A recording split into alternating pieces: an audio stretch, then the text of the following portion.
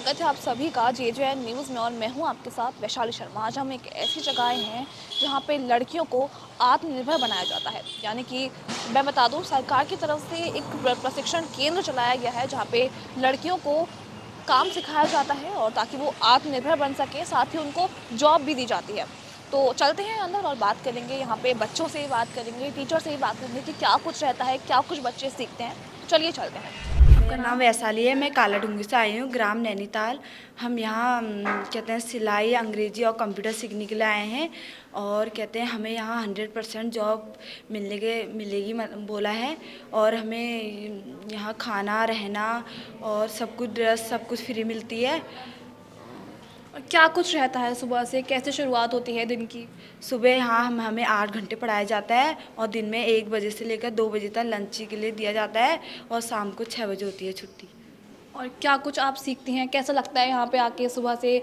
Boring तो classes नहीं होती है, इंटरेस्ट आता है या फिर नहीं? हाँ, बोरिंग क्लासेस नहीं होती है, पढ़ाई में इंटरेस्ट आता है और मैम लोग भी बहुत अच्छे हैं, वो अच्छे से पढ़ाते हैं हमें।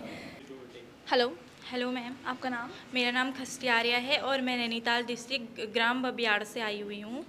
और यहाँ पे हमें इंग्लिश स्पीकिंग, कंप्यूटर और फैशन डिज़ाइनिंग और सिलाई का कोर्स कराया जाता है। कब से आप यहाँ पे कर रही हैं? मैम मुझे हो गए हैं 15 दिन आए हुए अभी।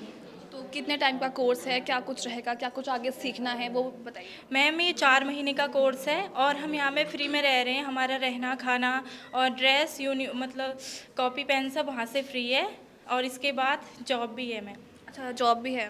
मैम गवर्नमेंट की तरफ से ही जॉब दी जाती मैम दी जाती है। है तो? हेलो, हेलो, आपका नाम? रेनू। कहाँ से आए हो? मैं ननंगमता से। जैसे कि यहाँ पे क्लासेस चलती हैं, क्या कुछ यहाँ पे सिखाया जाता है? मैम यहाँ बहुत कुछ सिखाया जाता है। यहाँ पे ट्रेनिंग के लिए अभी सिलाई सिखाई जा रही है और पढ़ाई के लिए सुबह सुबह हमारी मैम आती है, नेहा मैम, तो वो हमें सिलाई का सिखाती है।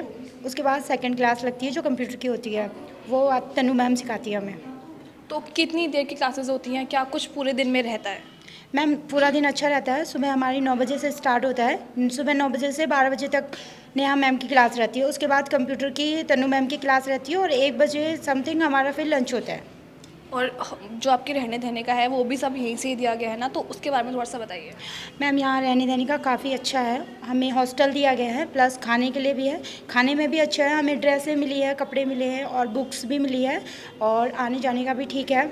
और सर और मैम लोगों का बिहेवियर भी ठीक है, प्लस ठीक है मैम ये सब।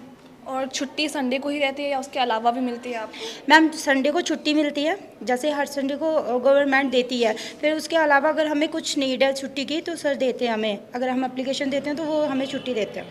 नमस्कार मैम। नमस्कार मैम। आपका नाम? मैं ललिता बिस्ट हूँ। मैं यहाँ सिलाई सिखाती हूँ उन बच्चों को। तो किस तरह से आपका सिखाने का रहता है, बच्चों के बारे में थोड़ा सा बताइए। मैम बच्चे जो हैं यहाँ उत्तराखंड के अलग अलग ज़िलों से, अलग अलग गांव से आते हैं। मैं इनको सिलाई सिखाती हूँ। पहले इनका जो होता है प्रैक्टिकल, थ्योरी दोनों चीज़ें पढ़ाते हैं। तो जैसे कि अभी पता चला कि प्लेसमेंट भी होती है बच्चों की, तो किस तरह से प्लेसमेंट होती है, प्रोसीजर क्या रहता है? मैम जो इनका होता है यहाँ ट्रेनिंग 4 मंथ्स की होती है, उसके बाद हम इनको प्लेसमेंट देते हैं। प्लेसमेंट जो होता है पहले हम लोगों की कोशिश होती है कि हम उत्तराखंड में दे दें। अगर उत्तराखंड में ना मिले तो हम आउट ऑफ उत्तराखंड देते हैं। अच्छा, टीम कितने लोगों की है, किस तरह से काम होता है, वो थोड़ा सा बताइए। 10 to 12 लोगों की टीम है इनकी। जो है हॉस्टल में भी इनका वार्डन, गार्ड सब कुछ होगा। नमस्कार सर। नमस्कार। आपका नाम? मैं विपिन हूँ। मैं स्टेट प्रोजेक्ट हेड हूँ DDG का अल्टीमेट से उत्तराखंड का। तो जैसे कि जो सरकार की तरफ से ये योजना दी गई है, इसके बारे में थोड़ा सा बताइए। मैं पहले पूरी जानकारी आपको दे देता हूँ। ये एक केंद्र सरकार की योजना है, MORD इसको रन करती है दिशा निर्देश में। और जो ग्रामीण क्षेत्र के बच्चे होते हैं, जैसे जिनका परिवार आर्थिक रूप से तंग हैं, जैसे बच्चे, तो उन बच्चों को जो आगे उनके एक्सपेक्टेशन होती हैं, जैसे हायर कोर्स करने की या फिर हायर जॉब करने की, वो लोग क्या होते हैं कि वो बच्चे उनको मतलब घर वाले सपोर्ट नहीं कर पाते हैं क्योंकि पैसा उतना होता नहीं है गांव के बच्चों के पास।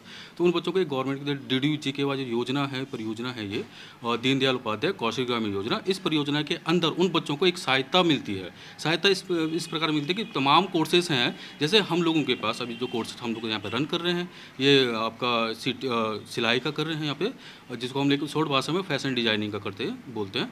फैशन डिजाइनिंग के साथ साथ उन बच्चों को कंप्यूटर का हो गया, आईटी का हो गया, आपका सॉफ्ट स्किल का हो गया, इंग्लिश स्पीकिंग कोर्स का हो गया, और हम लोग उन एडिशनल उसमें पीडी क्लासेस भी उसमें देते हैं। अभी हम लोगों ने इसमें एक और चीज़ें स्टार्ट की है। जो बच्चे कुछ गवर्नमेंट की तैयारियाँ कर रहे हैं, जो हमारे पास से समय रहता है, उन बच्चों के लिए हमें यूके एसएससी हो गया, वन डे एग्जामिनेशन की तैयारी भी अपनी तरफ से हम लोग बच्चों को दे रहे हैं। तो उन बच्चों जैसा उनका ट्रेनिंग पीरियड जब कंप्लीट हो जाता है, उन बच्चों को डायरेक्ट हम लोग training after training period job पे हम लोग उनको हायर कर लेते हैं। तो ट्रेनिंग का जो टाइम रहता है वो कितने समय तक रहता है? देखिए जैसे क्योंकि जो कम से कम 300 से ज़्यादा ही ट्रेनिंग करिकुलम बना है इसमें, तो अलग अलग समय है। जैसे हम लोगों के पास है एसोमो का, ठीक है, एसोमो का हम लोगों के पास 4 मंथ का मिनिमम इसमें ट्रेनिंग पीरियड है। वो 4 महीने के बाद 55 महीना आता है, उसमें बच्चा अपना प्लेसमेंट हो जाता है। तो मतलब कितना टाइम हो गया इस प्रशिक्षण केंद्र को? कितने समय से कितने बैच अभी तक जा चुके हैं? अभी 1 ईयर हो चुका है इसको। लगभग 120 बच्चे करीब यहाँ से अपना कोर्स करने के बाद अपना प्लेसमेंट उन्होंने ज्वाइन किया।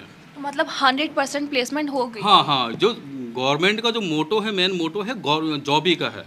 स्किल के बाद आपको जॉब लगाना, यही मेन मोटो है गवर्नमेंट का। अच्छा, बच्चों में चाह दिखती है पढ़ने की, या फिर कब लगता है कि बस ऐसे ही आए हैं? क्या लगता है बच्चों को? इसमें मैं आपको चीज़ें क्लियर कर लूँ, क्योंकि हम लोग क्या होते हैं कि हम लोग घर घर जाके बच्चों का उनको मोटिवेट करते हैं इस चीज़ के लिए आने के लिए। क्योंकि अभी बहुत सारे दुर्गम जो इलाके हैं हम लोगों के, पहाड़ के, आपको रूबरू हो चुके होंगे उन चीज़ों से, तो दुर्गम इलाके में बच्चों तक वो सूचनाएं नहीं पहुंच पाती, योजनाएं बहुत सारी नहीं पहुंच पाती। तो हम लोग स्वयं जा करके बच्चों के घर घर जा करके उन बच्चों को सारी चीज़ें जो हम लोग गवर्नमेंट को फैसिलिटीज़ दे रही हैं, रहने खाने पीने के ड्यूरिंग द आपका कोर्सेज, ठीक है, उस दौरान सारी चीज़ें दे रही, वो चीज़ हम बच्चों को बताते हैं वो सारी चीज़ें, ठीक। तो बच्चों को बता के उनको मोटिवेट करके प्री प्लान करके उन बच्चों को यहाँ पे लेके आया जाता है। बहुत सारे बच्चे होते हैं जो सुनने के बाद अवॉइड कर देते हैं, तो उनका तो हम कुछ नहीं कर पाएंगे, है ना।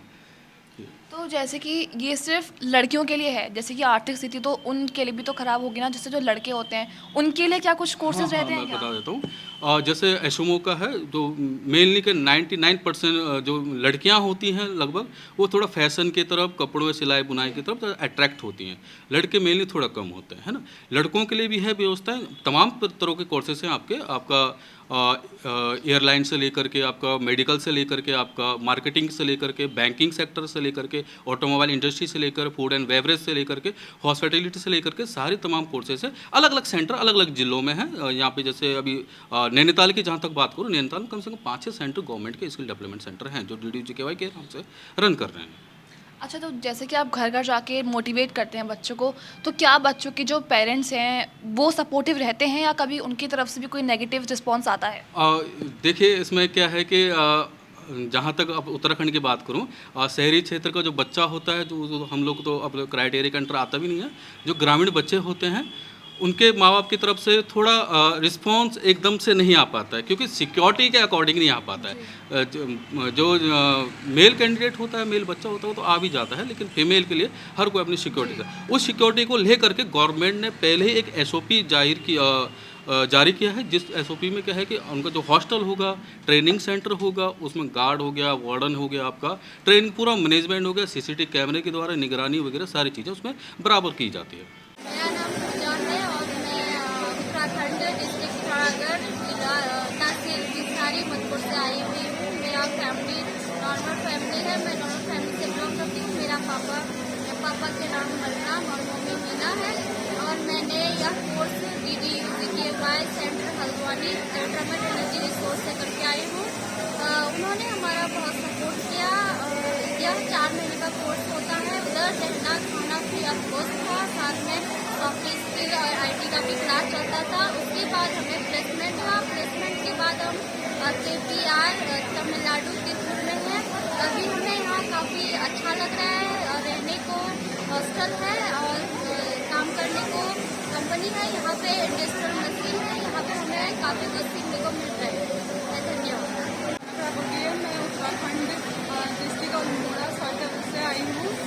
मैंने DDU-GKY में कोर्स किया था, 4 महीने का कोर्स हुआ वहाँ पे हमें बहुत अच्छे से रखा गया। फिर प्लेसमेंट हुआ, फिर हमें तमिलनाडु लेके आया और इधर बहुत ही अच्छा है।